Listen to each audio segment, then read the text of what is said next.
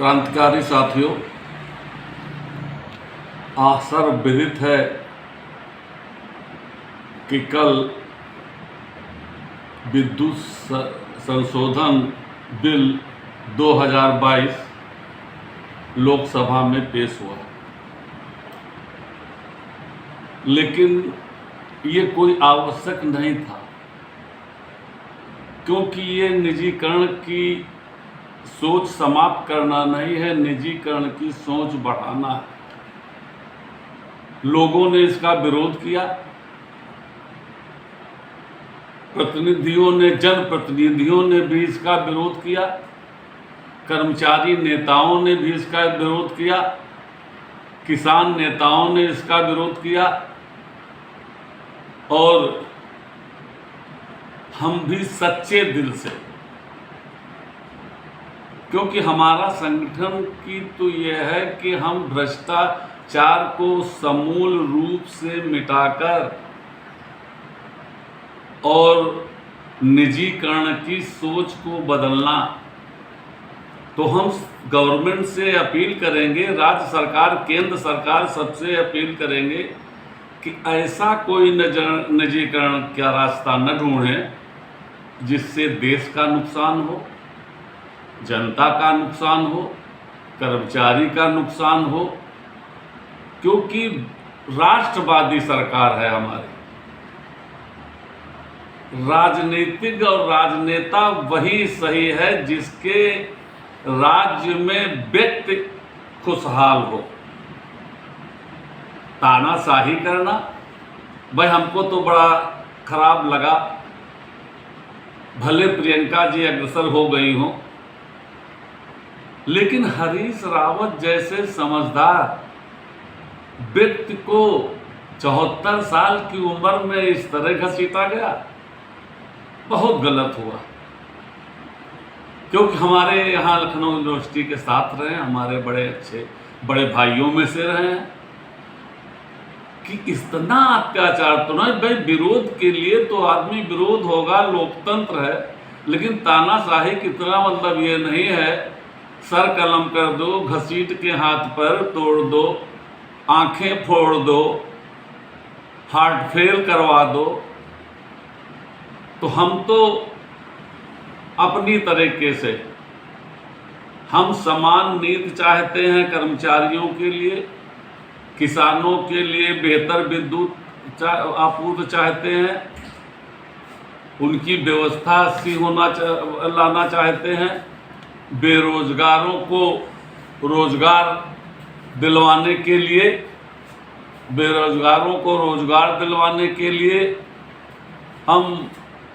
सरकार की निजीकरण की सोच बदलना चाहते हैं, लेकिन तानाशाही से नहीं, राजस्व बढ़ाने से, बिजली की चोरी रोकने से, व्यवस्था में आमूलचूल परिवर्तन करने से, कमीशन खोरी एवं बिजली की चोरी पे प्रभावी अंकुश लगाने से, धपोर संख्या नहीं कि रेवेन्यू आ नहीं रहा है, बिजली की चोरी उतनी ही हो रही है, कमीशन खोरी उतनी हो रही है। इसलिए हमारा संगठन निजीकरण की संपूर्ण सोच को समाप्त करने के लिए, भ्रष्टाचार समाप्त करने के लिए और कर्मचारियों और अधिकारियों को समान नीति से वेतन विसंगत खत्म करके समयबद्ध वेतनमान देने के लिए, बेरोजगारी सरकारी नौकरी देने के लिए सरकारी पब्लिक सेक्टर, गवर्नमेंट सेक्टर, और अगर प्राइवेट सेक्टर की बात हो तो कंपटीशन करा दो, 51% हमारा हिस्सा रहेगा। लेकिन अगर समूह के साथ, क्योंकि हम समझ रहे हैं सरकार चाहती नहीं, क्योंकि भर्तियां रेगुलर कर रही है, लेकिन ऐसा तो न करो, समझा दो पहले, भाई बात कर लो कि इसमें नुकसान नहीं है,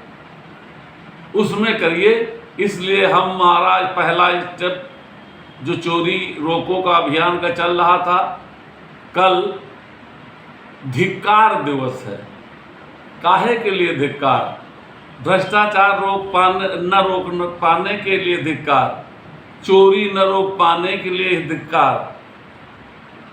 सही रूप से व्यवस्था न करने के लिए धिक्कार। इस धिक्कार दिवस में पूरे प्रदेश के कर्मचारी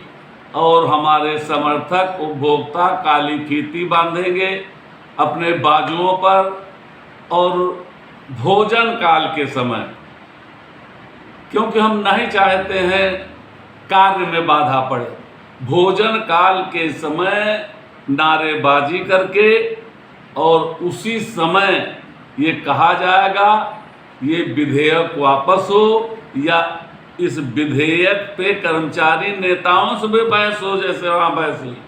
क्योंकि वहाँ तो मेजॉरिटी है, हाँ हाथ उठ गए, ना हाथ उठ गए, उसमें तो हारना है ये विरोध पक्ष वालों को, चाहे वो सही बोलें चाहे गलत बोलें। और हमको पूरी उम्मीद मोदी योगी से दोनों से है कि अगर वास्तव में ऐसा नहीं है, राष्ट्रवादी सरकार है, राष्ट्रवादी सोच है, लेकिन अपने अगल बगल के जो लोग हैं जिनकी हिम्मत नहीं पड़ती है उन आपके सामने बोलने की, उनसे भी राय ले लो क्या ये कदम सही है, और ये कदम अगर सही नहीं है तो इसको वापस करके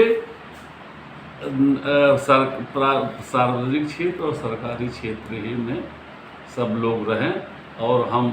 हर अपने बिजली के नेताओं से और हर उन नेताओं से अपील करते हैं कि ये जंतर मंतर तक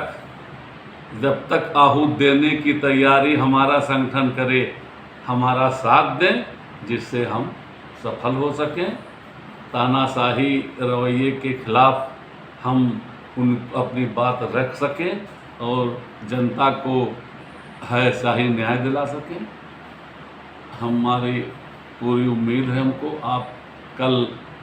10 तारीख को इस कार्यक्रम को सफल बनाएंगे। उसके बाद अगली सूचना, अगला रणनीति हम आपके सामने 1-2 दिन में के बाद फिर रखेंगे। जय संगठन, जय हिंद, जय भारत,